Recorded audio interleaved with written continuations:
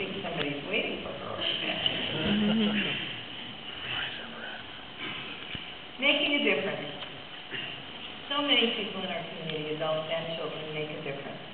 And when one sixth grader family had to stop at the border for a family vacation, no one could have predicted how it would change student Anthony Sanfilippo's view of the world. One student rallied his entire school to show that the kindness of strangers can make a world of difference. Here is the story produced by Channel 9 News. I am so pleased that we are having this assembly. Everybody's here because Anthony Sanfilippo Jr. went on vacation. He and his family went to Mexico about 60 miles south of Cancun. Before this 11-year-old sixth grader left, his world languages teacher assigned him the task of visiting a Mexican school. He did. Yeah, I'm kind of surprised that kids are learning like that stuff.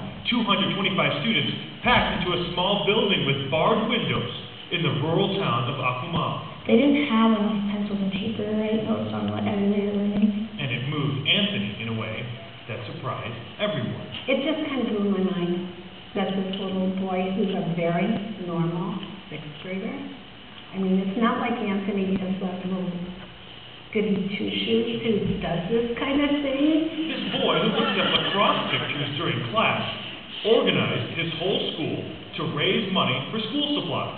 I think this is like really helping kids learn. And what we do here in Littleton, Colorado has a ripple effect. Everyone's here, not because Anthony raised more than $1,600 as a start. Thanks for your generous donations, and thanks for helping me learn how to take this all on.